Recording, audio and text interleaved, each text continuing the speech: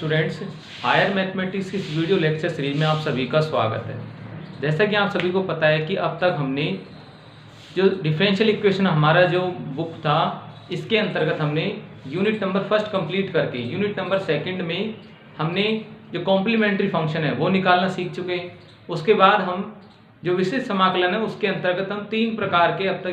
चार प्रकार के हम यहाँ पर जो विशिष्ट फलन है उनके हम जो विशिष्ट समाकलन ज्ञात करना सीख चुके हैं। तो उन्हीं के अंतर्गत जो हमारा चौथा विशिष्ट जो फलन था वो हमारा कुछ इस प्रकार से था। हमारा चौथा विशिष्ट फलन इस प्रकार से था कि qx is equal to e की पावर ax डॉट b। तो इसके अंतर्गत हम इसको सबसे पहले हमने इसका प्रूफ भी पढ़ लिया कि किस तरीके से इस प्रकार का जब विशिष्ट फलन होता है तो उसका विशिष्ट समाकलन किस तरीके से कैलकुलेट किया जाता है। ठीक है, उसके बाद हमने उसके दो क्वेश्चन भी पढ़ चुके हैं यहाँ पर। अब उसका जो थर्ड नंबर का जो क्वेश्चन है, वैसे तो एक्सरसाइज का 13 नंबर क्वेश्चन है, लेकिन हम उस सीरीज की यदि बात करें तो ये हमारा उसका तीसरा नंबर का क्वेश्चन है जो हम यहाँ पर सीख रहे हैं यहाँ पर। तो यहाँ पर आपका क्वेश्चन नंबर 3 है वो कुछ इस प्रकार से है। क्वेश्चन नंबर 13 यहाँ पर आपको दे रखा है कि डी स्क्वायर माइनस का 2d प्लस का 4y इक्वल टू e की power x cos x minus का साइन स्क्वायर x, ये आपको दिया गया है यहाँ पर। ठीक है, तो सबसे पहले हम इसका CF प्राप्त करेंगे। CF यानी पूरक फलन CF कॉम्प्लीमेंट्री फंक्शन। तो उसे प्राप्त करने के लिए हमें क्या मानना पड़ता है कि हमें मानना पड़ता है कि यहाँ पर जो qx है वो किसके बराबर है, 0 के। और जैसे qx 0 के बराबर हो जाएगा तो हमारा जो समीकरण है अब हमें प्राप्त हो जाएगा D square minus 2dy equal to 0। और ऐसे समीकरणों की हम सहायक समीकरण आसानी से प्राप्त कर लेते हैं। तो इसकी जो सहायक समीकरण होगी वो क्या हो जाएगी, इसकी सहायक समीकरण हमें क्या मिलेगी, सहायक समीकरण बराबर हो जाएगी यहाँ पर d के स्थान पर आप स्मॉल m रख देना और y के स्थान पर आप 1 रिप्लेस कर देना उसको। तो ऐसा करेंगे तो हमारे इसकी सहायक समीकरण क्या हो जाएगी, m square minus 2m plus 4 बराबर 0। ठीक है, यहाँ से इसको यदि सोल्व किया जाए तो यहाँ से हमें दो इसके आंसर फाइंड आउट करने, किसकी दो वैल्यूज क्या क्या होंगी यहाँ पर। ठीक है, तो उसे फाइंड आउट करने के लिए हमने क्या किया, यहाँ पर इसको लिखा श्रीधराचार्य से कि m बराबर होता है माइनस का b। तो माइनस का b कैलकुलेट किया जाए तो कितना हो जाएगा, माइनस माइनस प्लस, ये हो गया। ठीक है, फिर वो बीच में आता है प्लस माइनस, रूट में b स्क्वायर मतलब यहाँ कितना आ जाएगा 4, फिर कितना आ जाता है 4ac। तो माइनस का 4 तो एज इट इज और c हमारा क्या है 4, इस तरीके से। ठीक है, इसको और यदि कैलकुलेट करूँ कितना आ जाएगा 2 प्लस माइनस 4, यहाँ से कॉमन ले लेता हूँ मैं, चाहे 4 कॉमन ले लो चाहे आप क्या लिख लो, 4 चौक 16, 16 में से क्या जा रहे हैं 4 जा रहे हैं, तो माइनस के 12 को कैसे लिखते हैं 4 3 12। तो उसको यदि सोल्व किया जाए तो हमें इस प्रकार से प्राप्त होंगे 3 रूट आयोटा। इस तरीके से हमें रिजल्ट प्राप्त होगा। वैसे तो हमें माइनस का 3 प्राप्त हो रहा था अंदर, लेकिन हमने माइनस 3 को तो क्या कह दिया आयोटा, और जो अंडर रूट के 3 बचा उसको क्या लिख दिया अंडर रूट 3, और नीचे कितना था 2। तो 2 से इसको डिवाइड करूंगा तो यहाँ से दोनों तरफ से कैंसिल करके हमें क्या देगा, यानी जो रूट्स हमें जो मिलेंगे वो हमें मिलेंगे 1 प्लस माइनस रूट 3 आयोटा, इस तरीके से। ठीक है, यानी हमें m के जो दोनों आंसर हैं वो एक तो मिला 1 प्लस रूट 3 आयोटा और एक क्या मिला 1 माइनस रूट 3 आयोटा। ठीक है, अब हम इसका CF लिखेंगे। तो इसका CF क्या हो जाएगा, क्योंकि हमारे पास जो प्राप्त जो वैल्यूज हैं, हमें जो m के जो वैल्यूज मिली हैं वो दोनों की दोनों क्या इमेजिनरी हैं। तो यदि ये इमेजिनरी है तो उस कंडीशन में क्या होगा, हमारे पास जो आंसर होगा वो होगा C1। सबसे पहले तो हम वास्तविक भाग को ले लेते हैं, ऐसे वास्तविक भाग, तो वास्तविक भाग कितना है 1, तो क्या आ जाएगा e की पावर x, फिर C1, फिर क्या आ जाता है यहाँ पर इमेजिनरी पार्ट को किसके रूप में लिखते हैं cos बीटा। तो बीटा की वैल्यू कितनी है रूट 3x, फिर C2 के साथ भी इसी प्रकार से साइन रूट 3x। तो इस तरीके से हमने क्या फाइंड आउट कर लिया कि CF यहाँ पर इसका प्राप्त हो गया। और आगे बढ़ते हैं, अब हमें इसका फाइंड आउट करना है PI, पर्टिकुलर इंटीग्रेशन, हमें इसका फाइंड आउट करना है। तो पर्टिकुलर इंटीग्रेशन के लिए क्या होगा,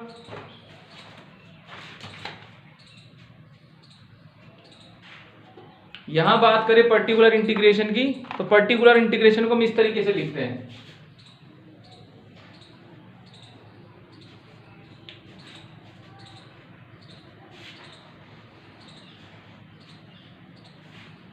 पर्टिकुलर इंटीग्रेशन यानी पीआई बराबर,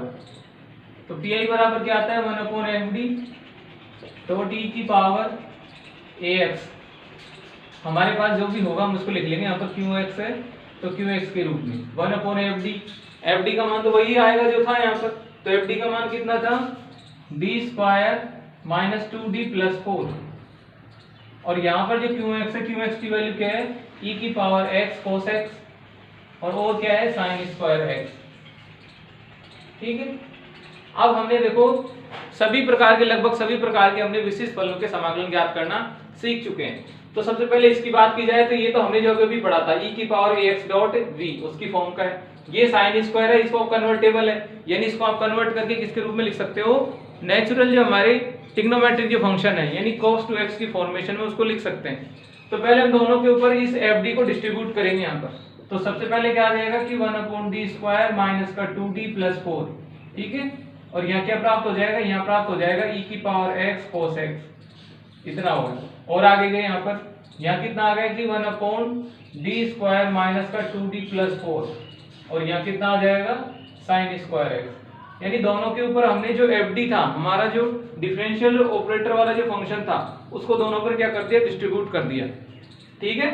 उसके बाद देखो यहाँ पर ये हमारे क्या कहता है यहाँ पर कि जो ax है e की पावर ax है इसको बाहर ले लो, तो बाहर लोगे तो बाहर लेने पर आपको क्या करना पड़ेगा कि इसका जो x का जो गुणांक है उसको यहाँ जोड़ते हुए चलो, तो x का गुणांक कितना है 1, तो यहाँ कितना लिख दिया d+1 का स्क्वायर माइनस का 2 गुणा d+1, और फिर लास्ट में कितना आ जाएगा 4। तो पहला काम तो ये हो गया, और लास्ट में बचे हुए को यहाँ लिख दो यानी cos x को यहाँ लिख दिया। और आगे गए, यहाँ इसका ऐसे तो हो नहीं सकता कि उन्होंने ऐसा पढ़ा ही नहीं, हमने तो ये पढ़ा था कि sin x हो या cos ax हो, तो यहाँ तो sin² है तो इसको अभी कर नहीं सकते, तो इसको थोड़ा मॉडिफाई करते हैं। तो हमने इसको ऐसे लिखा कि 1/d² - 2d + 4, और यहाँ इसको कैसे लिख दिया cos 2x की फॉर्मूले में। तो चूंकि वो कैसे कन्वर्ट किया, चूंकि जो cos 2x होता है वो बराबर होता है 1 - 2 sin² x, तो यहाँ से 2 sin² x को लिखा जाए या केवल sin² x को लिखा जाए तो कितना बनेगा 1 - cos 2x और डिवाइडेड बाई 2। तो इस तरीके से हमने इसको क्या लिख दिया कि sin² x = 1 - cos 2x divided by 2। तो यहाँ से इसकी वैल्यू आ जाएगी 1 - cos 2x and divided by 2, इस तरीके। ठीक है, और आगे बढ़ते हैं यहाँ पर, इसको चेक करो, इसको थोड़ा सोल्व करके लिखो e की पावर x, यहाँ क्या आ जाएगा आपका d² प्लस का क्या आ जाएगा 2d, फिर क्या आ जाएगा और आगे प्लस का 1, और आगे बढ़े माइनस का 2d, यहाँ 2 से मल्टीप्लाई किया माइनस का 2, और आगे कितना है 4, और क्या मिलेगा यहाँ से हमें मिलेगा cos x। आगे गए, यहाँ से देखा कि 1/2 कांस्टेंट है, इसको क्या ले लो बाहर ले लो यहाँ पर। ठीक है, और जब इसके ऊपर यदि 1 ये कांस्टेंट है तो हमारे पास क्या बचता है, तो यहाँ पर 1 बचता है। 1/2 का गुणांक क्या होगा 1 होगा, और 1 को यदि आप cos की त्रिकोणमितीय फलन में लेना चाहते हो, जैसे sin या cos के रूप में यदि लेना चाहते हो तब भी कोई दिक्कत नहीं है, और यदि e की पावर के रूप में लेना चाहो तब भी कोई दिक्कत नहीं है। हमने दोनों प्रकार के पढ़ चुके हैं, हमने e वाली जो स्टेप थी वो भी पढ़ चुके हैं, एवं जो जनरली हमारा cos x तथा sin x होता है वो वाली भी हम पढ़ चुके हैं। e की पावर x के रूप में यदि मानना चाहते हो तो 1 को लिखा जाता है e की फॉर्म में, कैसे e की पावर 0x, क्योंकि 1 = होता है e की पावर 0, तो हम उसको कैसे लिख सकते हैं कि 1 को जो यहाँ पे मिलेगा ना आपको इस तरीके से, यहाँ पे हमें मिलेगा 1/d² - 2d + 4, और जो इसके साथ में था कौन, जिसके साथ में क्या था 1 था, तो 1 को मैंने कैसे लिख दिया e की पावर 0x में लिख दिया, यहाँ तक कि इस 1 को। अब और आगे गए, बीच में माइनस का चिन्ह है तो माइनस का चिन्ह लगा दिया। ठीक है, फिर और हम यहाँ पर हमने इसको लिखा क्या कि जहां d² होता है वहां किस में कन्वर्ट हो जाता है, वो माइनस का a² में। जहां d² होता है cos उसको किस में कन्वर्ट कर देता है माइनस के a² में, जब तक कि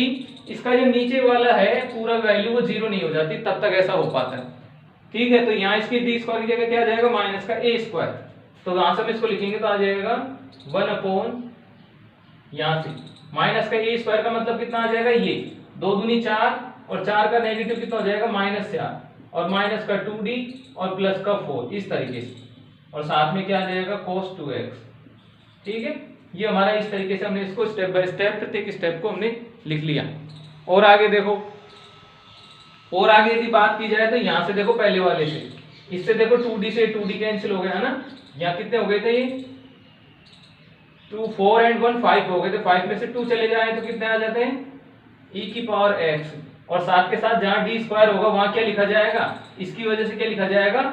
x का गुणांक, x का गुणांक कितना है 1 और 1 का स्क्वायर 1, तो वो कितना आ जाएगा -1, तो -1 और आगे गए +1, ठीक है, और यहाँ से कितना मिल जाएगा हमें फिर प्लस का 4, यानी सीधा ये भी हो गया देखो एक लाइन में यहीं पर cos x। यहाँ से जो d वाली फॉर्म थी वो तो कैंसिल हो ही गई थी, बात हमारी यहाँ पर थी d स्क्वायर, तो d स्क्वायर के लिए cos x की वजह से कितना आ गया -1 आ गया, ये +1 था ही, 4 हमारा ये जो खत्म, यानी ये स्टेप क्लियर हो गई। आगे बढ़े यहाँ पर तो माइनस का 1/2,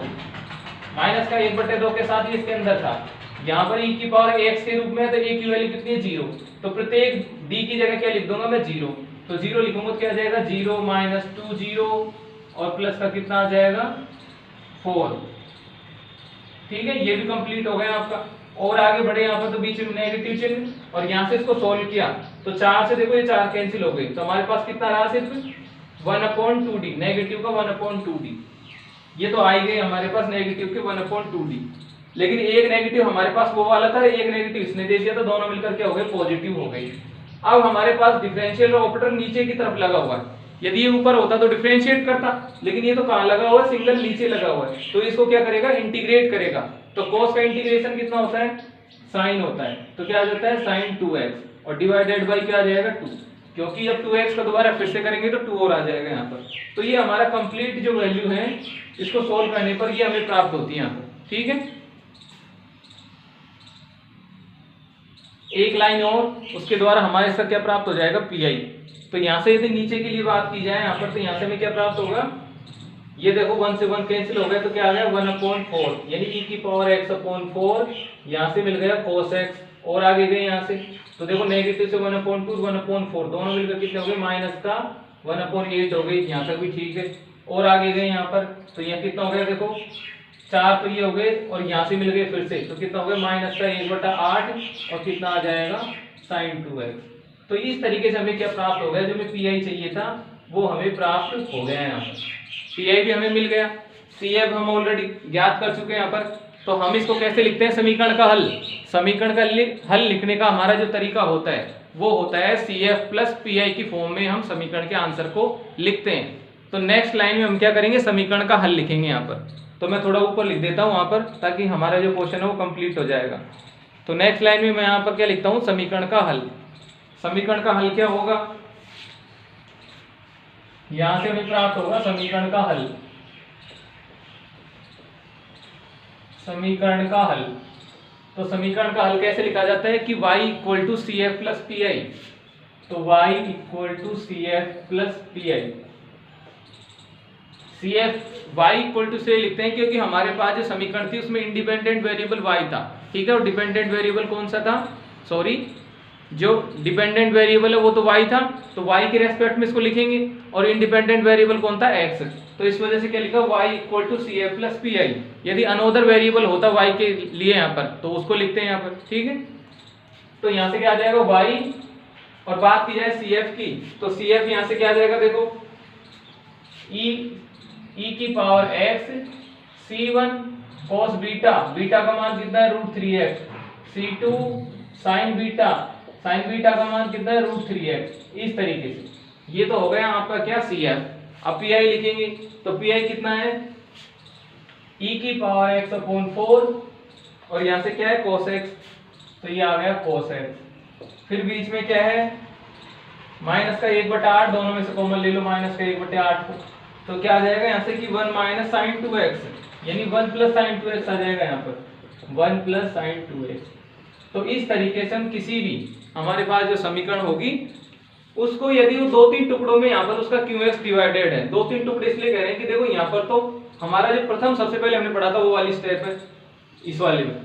ये वाली तो कौन सी है ऐसा तो पहले पढ़ चुके हैं पिछले क्वेश्चनों में, लेकिन ये जो था वो इस एक्सरसाइज से संबंधित था क्योंकि यहाँ पर कितना है e की पावर ax.v,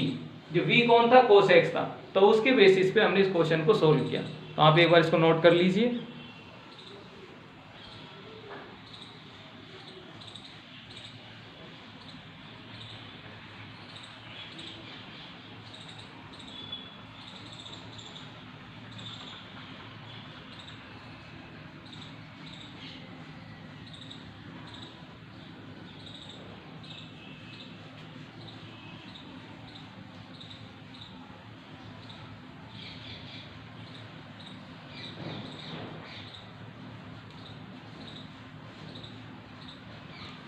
ठीक है। अब देखिए इसका नेक्स्ट क्वेश्चन, इसका नेक्स्ट क्वेश्चन क्या था, डी स्क्वायर प्लस 1y, इस तरीके से। तो अब हम लेते हैं 14 नंबर वाले क्वेश्चन को।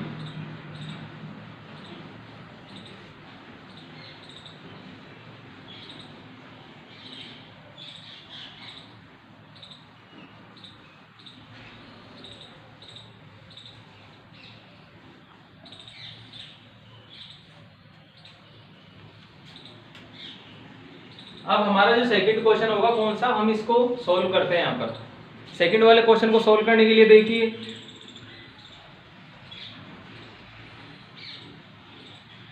सेकंड वाले क्वेश्चन को सॉल्व करने के लिए हमने इसको लिखा कि हमारे पास है जो दे रखा है, उस प्रश्न को लिया हमने यहाँ पर क्वेश्चन नंबर 14। यहाँ ही हमें प्रश्न दिया गया है। तो सबसे पहले हम इसकी क्या लिखेंगे, इसका जो पूरक फलन है वो ज्ञात करेंगे। पूरक फलन यानी CF, कॉम्प्लीमेंट्री फंक्शन। तो उसे ज्ञात करने के लिए हमें क्या मानना पड़ता है कि माना कि इसका जो राइट हैंड साइड में जो QX लिखा है वो कितना है, 0 है। तो यदि वो 0 है तो यहाँ से इसकी वैल्यू क्या आ जाएगी, D square plus 1y equal to 0।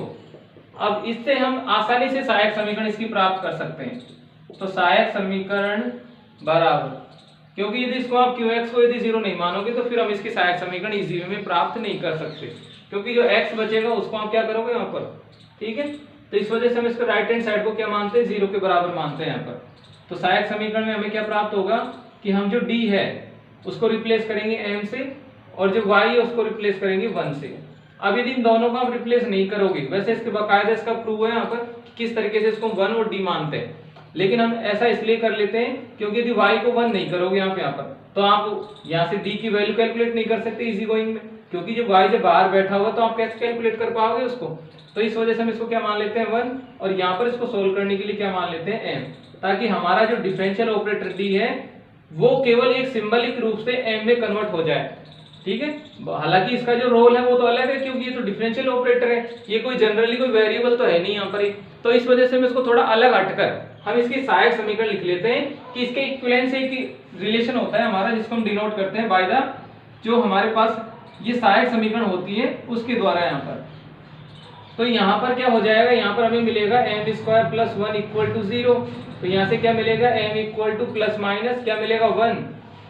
और वो भी किसके द्वारा, स्क्वायर होता तब। तो ऐसा करने पर हमें क्या मिल जाएगा, प्लस माइनस आयोटा, ठीक है, क्योंकि इधर हो जाएगा तो -1 हो जाएगा, अगर -1 का मैं स्क्वायर रूट लेता हूं तो क्या आ जाएगा, प्लस माइनस आयोटा। अब इसका CF लिखना आसान हो गया। CF के लिए यहाँ पर जो रियल पार्ट है उसकी वैल्यू कितनी है, 0, क्योंकि एवरी जो कॉम्प्लेक्स नंबर होता है वो दो पार्टों में डिवाइडेड होता है, एक तो होता है रियल पार्ट और एक होता है इमेजिनरी पार्ट। तो जो रियल पार्ट है वो इमेजिनरी पार्ट से पहले एडिशन या सब्ट्रैक्शन के द्वारा अटैच होता है। अगर यदि वो नहीं होता है तो हम उसको क्या कंसीडर करते हैं, वहां पर उसको 0 कंसीडर करते हैं। तो इसी कंडीशन के कारण हमने यहाँ पर क्या लिख लिया कि रियल पार्ट इसका क्या है, 0, क्योंकि अवेलेबल ही नहीं है। तो अवेलेबल नहीं है तो हमने इसको क्या कंसीडर कर लिया, 0। अब देखिए आगे, अब m का मान 0 हमें मिल गया, तो यहाँ से हम इसको क्या लिखेंगे, देखो नेक्स्ट लाइन से CF बराबर हम लिखेंगे C1 cos बीटा, बीटा की वैल्यू कितनी है 1, तो क्या लिख सकते हैं 1x केवल, और C2 यहाँ कितना आ जाएगा साइन बीटा, बीटा की वैल्यू कितनी है 1, तो क्या आ जाएगा x। अब इसका रियल पार्ट नहीं था, तो रियल पार्ट नहीं होने की वजह से यहाँ e की पावर में जो अल्फा x आता था उसकी वैल्यू क्या आ जाएगी 0, और 0 होने की वजह से वो बाहर वाली वैल्यू क्या मिलेगी आपको, 1 मिलेगी यहाँ पर, ठीक है। ये हो गया हमारा 1 नंबर। अब हमें PI प्राप्त करना है, तो चूंकि जो PI होता है वो हम किस तरीके से लिखते हैं, PI को हम लिखते हैं कि 1/FD और डॉट क्या आ जाता है QX, सभी की वैल्यू फिल कर लेंगे यहाँ पर। तो FD का मान क्या आएगा, देखो यहाँ से FD का मान आ गया d स्क्वायर प्लस 1, ठीक है,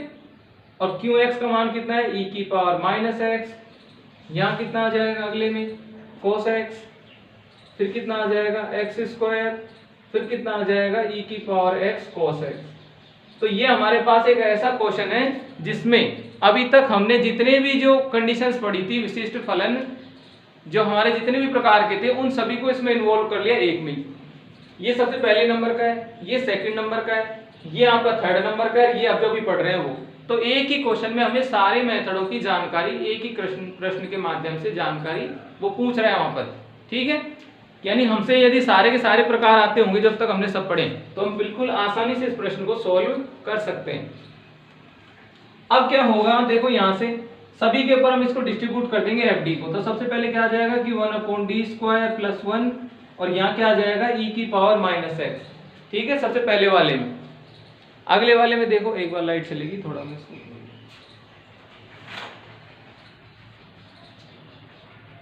यहां पर तो इस तरीके से हो गया। अगले वाले में क्या होगा, अगले वाले में देखो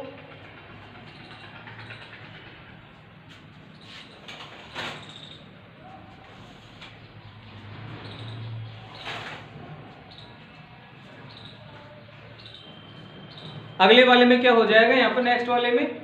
उसमें हमें प्राप्त होगा कि 1/d² ये तो हो ही गया। अगले वाले में इसको लिखेंगे 1/d² + 1 और यहाँ क्या आ जाएगा आपका cos x। और आगे गए यहाँ पर, तो नेक्स्ट वाले में क्या आ जाएगा 1/d² + 1 और यहाँ आ जाएगा आपका x²। उससे और आगे गए तो कितना आ गया कि 1/d² + 1 और यहाँ कितना आ गया e⁻x cos x, इस तरीके से। ठीक है, तो यहाँ से हम बारी बारी से पहले वाले को देखें तो पहले वाले में तो क्या करना पड़ता है, d के स्थान पर सिर्फ a रख दो, तो a कितना था -1, उसका स्क्वायर होगा तो कितना आ जाएगा 1/2 e⁻x। उससे अगले में गए, यहाँ d² की जगह क्या लिखा जाता है माइनस का a², तो यहाँ a की वैल्यू कितनी है -1, तो 1 का स्क्वायर करूंगा तो 1 और नेगेटिव लगाऊंगा तो -1, लेकिन -1 लगाने से ये क्या हो जाता है 0 हो जाता है। तो ऐसी कंडीशन में हम जो सेकंड केस है उसको राइट कर देते हैं। तो सेकंड केस क्या होता है x/2a और cos चेंज हो जाता है साइन में, साइन हो जाता है cos में। बस इतना फर्क पड़ता है कि हम जानते हैं कि cos का इंटीग्रेशन साइन होता है पॉजिटिव और साइन का इंटीग्रेशन क्या होता है नेगेटिव cos। तो इस वजह से बस चिन्ह का फर्क पड़ता है और किसी चीज का फर्क नहीं पड़ता। तो यहाँ से आपको क्या मिलेगा, देखो इसमें x/2a, 2a की वैल्यू कितनी आ जाएगी, a यहाँ पर कितना था 1, तो केवल क्या आ जाएगा 2 और cos का कितना हो जाएगा साइन। तो ये भी हो गया आपका। ठीक है, और आगे गए यहाँ पर, ये हमारा कौन सा था, हमें इसको किस में चेंज करना था, द्विपद प्रमेय प्रसार से। तो उससे यदि करें तो हम यहाँ से इसको ऊपर ले जाकर क्या लिख सकते हैं कि 1 + d² की होल पावर क्या लिख सकते हैं -1, ऐसा ही होगा ऊपर ले जाने पर। इस वाले को देखो, इस वाले में वही तरीका है जो अभी अपनाया था यहाँ पर कि d के स्थान पर e⁻x को यदि बाहर ले लेते हो तो d के स्थान पर क्या लिखना पड़ेगा आपको d + 1 का स्क्वायर और साथ में क्या आ जाएगा +1 और cos यहाँ पर अकेला रह जाएगा, इस तरीके से cos x हो गई सारी चीजें। अब नेक्स्ट लाइन में हम क्या करेंगे, यहाँ पर नेक्स्ट वाला हमारा जो है यहाँ से इसका बाकी का भाग करेंगे।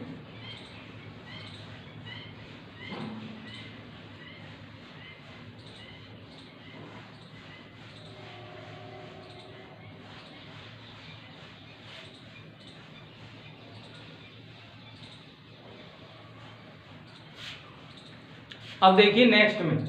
तो यहाँ पे सबसे पहले वाला तो हो ही गया था। यहाँ पर देखो जो e की पावर का था वो तो यहीं पर क्लियर हो गया क्योंकि इसका कितना है 1/2 और यहाँ पर भी कितना है 1/2, तो दोनों में से 1/2 को बाहर ले लेता हूँ। तो क्या लिख दिया कि 1/2 e⁻x प्लस क्या आ जाएगा sin x, x sin x, इस तरीके से। ये पहले वाले तो दोनों यहाँ पर हो गए, दोनों में से 1/2 कॉमन ले लिया, शेष रिमेन को यहाँ लिख दिया। अब देखिए यहाँ पर इसका यदि यहाँ पर एक चीज छोड़ दी हमने, यहाँ पर इसको छोड़ दिया x² जो बाहर बैठा हुआ था ना, यहाँ इसको हमने छोड़ दिया था। तो यहाँ से देखो इसका यदि प्रसार करता हूँ तो कितना आएगा, सबसे पहले 1 and d, n की वैल्यू के नेगेटिव, तो इसकी वजह से ये क्या हो जाएगा नेगेटिव, तो क्या आ जाएगा 1 - n, n का मतलब क्या हो जाएगा d², ये हो गया पहला पद। फिर क्या आएगा n गुणा n -1, तो -1 और एक -1 होने की वजह से कितना आ जाएगा -2 और नीचे कितना आ जाता है फैक्टोरियल 2, तो माइनस माइनस वो तो क्या बढ़ जाएंगे पॉजिटिव। तो नेक्स्ट स्टेप में क्या आ जाएगा 1,2 आएंगे तो नेगेटिव, लेकिन नेगेटिव होने की वजह से दोनों क्या हो गए वो पॉजिटिव हो गए और नीचे आ जाता है फैक्टोरियल 2 और यहाँ क्या आ जाएगा आपका d² का होल स्क्वायर, d² का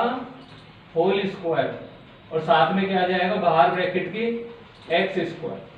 अब हम इससे ज्यादा प्रसार नहीं ले रहे, वैसे कि हमने जो दूसरा प्रसार लिया है वो भी थोड़ा ज्यादा ले लिया क्योंकि हम तो जानते हैं कि इसका जो मैक्सिमम प्रसार है वो जितनी x की पावर लगी है, ये x जितनी कोटि का है उतनी ही कोटि का मैक्सिमम हम d लेंगे क्योंकि उसके आगे के जितने भी जो d होते हैं सब इसको क्या कर देते हैं 0। तो उसकी बेस पर हम सिर्फ 2 पद तक ठीक थे हमारे, लेकिन फिर भी मैंने आपको दिखाने के लिए ऐसा लिख दिया। और आगे गए यहाँ पर, तो यहाँ से हमारे पास क्या आ जाएगा, इसको सोल्व करूँ तो मैं e की power x as it is और यहाँ से क्या मिलेगा d² पहले पद से, दूसरे से आ जाएगा 2d और एक क्या आ जाएगा 1 और 1 यहाँ से कितने हो जाएंगे 2 दोनों मिलकर, और यहाँ क्या आ जाएगा आपका cos x, इस तरीके से। ठीक है, एक तो 2d, एक आ जाएगा आपका +1 और एक क्या आ जाएगा d² और +1 दोनों मिलकर कितने हो गए 2। ठीक है, यहाँ से देखा हमने इसको और आगे बढ़े यहाँ पर तो कितना आ जाएगा 1/2, एक आ जाएगा e⁻x, एक आ जाएगा x sin x, और यहाँ से देखो इस वाले में देखो x² इसके ऊपर डिस्ट्रीब्यूट होगा तो क्या आ जाएगा x², इस वाले के ऊपर डिस्ट्रीब्यूट होगा तो 2 देगा और इस वाले के ऊपर होगा तो क्या आ जाएगा 0। तो ये हमारा अगला पद हो गया। उससे आगे यहाँ बात करो आप तो यहाँ देखो प्लस e⁻x। ठीक है, यहाँ cos का जो x का गुणांक है वो कितना है 1 है। ठीक है, 1 का स्क्वायर कितना होगा -1 और -1 को मैं कहाँ रखूंगा यहाँ, तो 1 का स्क्वायर तो 1 होता है लेकिन इस d² की जगह हम क्या लिखते हैं -a², तो उसकी वजह से कितना आ जाएगा -1 यहाँ पर, तो -1। ठीक है, +2d और कितना आ जाएगा +2, इस तरीके से। और यहाँ हमारे पास cos x रहेगा, सोल्व कर लो इसको दोबारा, 1/2 e⁻x x sin x, और यहाँ से आ जाएगा हमारे पास x² -2, क्या आ जाएगा हमारे पास x² -2, इस तरीके से। ठीक है, और यदि इसको मैं आगे और बढ़ाऊं यहाँ पर तो देखो इसमें से एक कैंसिल हो गया तो कितना प्राप्त हो गया आपको यहाँ पर 1 + 2d, क्या कह सकते हैं 1 + 2d कह सकते हैं इसको यहाँ पर। अब एक तरीका तो ये है आप यहाँ पर कि आप यहाँ से इसको दोबारा इसका जिसको कहते हैं इसका रेशनलाइजेशन परमीकरण करके कि जितना यहाँ पर पॉजिटिव है उतने इसके जस्ट नेगेटिव से ऊपर तथा नेगेटिव से इसको नीचे मल्टीप्लाई करके आप करो। ठीक है, इसके जो संयुग्मी होता है ना उससे, या दूसरा तरीका ये है कि जो हमने यूनिवर्सल मेथड पढ़ा था शुरुआत का उससे कर सकते हो। तो आप इसका एक तो ये तरीका है कि जितना इसका पॉजिटिव नीचे है उतने के नेगेटिव से ऊपर और उतने के नेगेटिव से इसको नीचे मल्टीप्लाई करके हम इसको दोबारा से स्क्वायर बनाते हैं। तो यहाँ पर हमारे पास क्या बचा था 1 + 2d बचा था, तो मैंने इसको क्या कर दिया 1 - 2d से ऊपर मल्टीप्लाई कर दिया और नीचे भी क्या कर दिया 1 + 2d और क्या आ जाएगा 1 - 2d, इस तरीके से इसको लिख दिया। ठीक है, 1 + 1 - 2d से जस्ट अपोजिट, यहाँ जो शेष रहा था वो रहा था 2d + 1, तो हमने इसके अपोजिट से ऊपर मल्टीप्लाई कर दिया और नीचे भी मल्टीप्लाई कर दिया। सॉल्व करके लिखा तो कितना आ गया 1/2 e⁻x + x sin x, यहाँ तक। ठीक है, और आगे गए यहाँ पर तो यहाँ गया था आपका x² -2, यहाँ से देखा तो ये तो ऊपर तो कितना रह गया 1 - 2d, लेकिन नीचे की बात की जाए तो नीचे कितना हो गया कि 1 - 4d², 1 - 4d², इस तरीके से, और साथ में क्या आ गया cos x। एक लाइन और लिखो 1/2 e⁻x + x sin x, और यहाँ कितना आ जाएगा x² -2। ठीक है, और आगे हमने देखा तो हमें क्या मिल गया यहाँ से कि 1 - 2d ऊपर है और यहाँ कितना आ गया d², तो d² की जगह फिर से कितना आएगा -1, तो -1 यहाँ पर यदि आएगा तो उसकी वजह से ये कितना हो जाएगा पॉजिटिव, तो नीचे तो कितना मिल जाएगा 1/5 और ऊपर कितना है 1, और 1 के ऊपर जब cos डिस्ट्रीब्यूट होगा तो एक तो क्या आ जाएगा cos x और एक क्या आ जाएगा -2, और cos x का क्या होता है डिफरेंशिएशन, cos का डिफरेंशिएशन क्या होता है sin x, तो क्या आ जाएगा दूसरा आपका sin x। तो इस तरीके से आपका जो रिमेनिंग पार्ट है वो इस तरीके से हमें प्राप्त हुआ। ठीक है, तो ये हमारा कौन सा हो जाएगा पी हमें प्राप्त हो जाएगा यहाँ पर पी बराबर, ये हो जाएगा आपका रिजल्ट नंबर 2। अब समीकरण का जो हल है वो किस तरीके से दिया जाता है, समीकरण का हल हम देते हैं समीकरण का हल हम देते हैं y = CF + PI। ठीक है, तो y = CF का मान ले लो आप यहाँ पर, CF का मान हमें मिला था C1 cos x + C2 sin x, इस तरीके से। एक बार मैं थोड़ी सी इंक डाल लेता हूँ इसमें,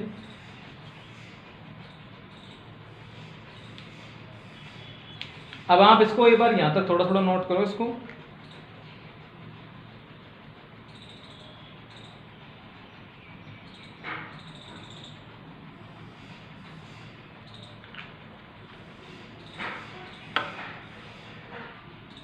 तो यहां से देखो हम इसका क्या लिखना चाहते हैं, समीकरण का हल लिखना चाहते हैं। तो समीकरण के हल में देखो आप CF तो यहाँ से प्राप्त कर ही लोगे, C1x C2 sin x। अब हमारे पास एक चीज बड़ी आपको ध्यान रखनी है यहाँ पर, और वो बड़ी चीज क्या है यहाँ पर कि जो चीज हमारे पास CF में 2 बार रिपीट हो जाती है, 2 बार का मतलब केवल थोड़ा सा मान परिवर्तन होता है जिसको कहते हैं कि कांस्टेंट कांस्टेंट, और उसके बाद सेम चीज यदि रिपीट होती है तो उस कंडीशन में हम एक चीज को छोड़ देते हैं। तो CF को देखो एक बार आप यहाँ पर, CF में क्या आ रहा है C1 cos x, तो C1 क्या था, एक कांस्टेंट था, इधर को sin C2 sin x, C2 भी क्या था, कांस्टेंट था, और वही चीज देखो हमारे इसमें भी रिपीट हो रही है कि cos x आ रहा है आपके पास और cos x का गुणांक कितना है 1/5। ठीक है, चाहे आपको इस तरीके से इसको लिख लो कि C1 cos x और यहाँ से क्या आ जाएगा C2 sin x, ये तो हमने यहाँ से नोट कर लिया CF से। आगे यहाँ से देखा तो यहाँ कितना आ रहा था 1/2 e की power x plus 2 plus x sin x plus का x sin x, और दूसरा पार्ट क्या आ रहा था 1/5 cos x और कितना आ रहा था 2/5 sin x, इस तरीके से आ रहा था। ठीक है, अगर यदि यहाँ ये इस तरीके से आ रहा है तो हम इसको और देखो कैसे मॉडिफाई करेंगे कि cos x यहाँ पर है, cos x यहाँ पर है, इसका गुणांक भी कांस्टेंट है, इसका गुणांक भी कांस्टेंट है, तो यदि दोनों में से cos को बाहर ले लूं तो C1 तथा 1/C5 है वो मिलकर एक नया कांस्टेंट आप उसको कह सकते हो। ठीक है, तो या तो हम उसको C1 के तौर पर C1 ही ले लो, अदरवाइज इसको कैपिटल से कन्वर्ट करके आप कैसा लिख सकते हो कि जो स्मॉल था उसको मैंने किसमें कन्वर्ट कर दिया, कैपिटल C1, और क्या लिख दिया, सिंपल सिर्फ cos x, क्योंकि वो चीज यहाँ पर इन्वॉल्व हो चुकी है पहले से ही। ठीक है, तो बार बार लिखने की आवश्यकता नहीं होती। अब यहाँ पर कांस्टेंट के रूप में इसलिए लिख रहे हैं क्योंकि इसका जो रिजल्ट है ना आपको जानकारी है ना मुझे जानकारी, तो हमने इसको कैसे लिख दिया कि इसको कैपिटल के द्वारा इसको चेंज कर दिया। दूसरा देखो ये 2/5 और C2 ये मिलकर भी क्या बना देंगे, दूसरा कांस्टेंट बना देंगे, तो मैंने इसको रिप्लेस कर दिया कैपिटल C2 से, और यहाँ इसको क्या लिख दिया, तरीके से हमने इस प्रश्न को कंप्लीटली सॉल्व किया। ठीक है, तो यदि इस प्रकार से आपको प्रश्नों को हल करने में यदि कोई डाउट वगैरह हो तो आप मुझे कमेंट्स बॉक्स में इस चीज़ को बता सकते हो, ताकि मैं जब नेक्स्ट वीडियो जब बनाऊंगा तो उन चीज़ों को ध्यान में रखते हुए आपकी पहले तो उन प्रॉब्लम्स को सोल्व करेंगे और उसके बाद हम नई चीज़ वहाँ पर ऐड करते हुए पढ़ेंगे। ठीक है।